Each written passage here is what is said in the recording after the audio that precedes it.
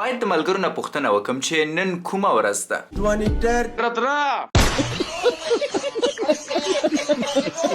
په هر حال دا د آزادو سیالیو یا د MMA لوبغاړی دی. په اصل کې په افغانستان کې په پولیسۍ کې و او اوس چې خارج ته راغلی دی MMA کې فایټ کوي. 2 لوبې کړي، په 2 لوبې کې یوه بایللې او یوه یې ګټلې وه. نن یې 3مه لوبه وه. ولې مې په دې خبر جوړ که ځکه د 3مې لوبې دپاره یو پیام پرېښی او په هغې کې 23 مې ته 23 ویلې وه.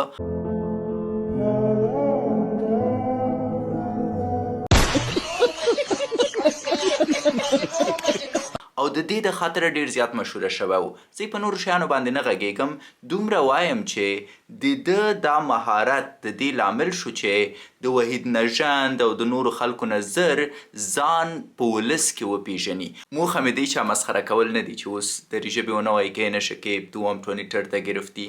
فقط شوخی میکنم، یک چند لحظه شما رو میخندانم، ولی توصیفی لالای مرکدم به خاطر که ولو ما سرش خنده میکنیم اما خود سر ما شناخت. نظر شما چیست؟ حتما را توای است.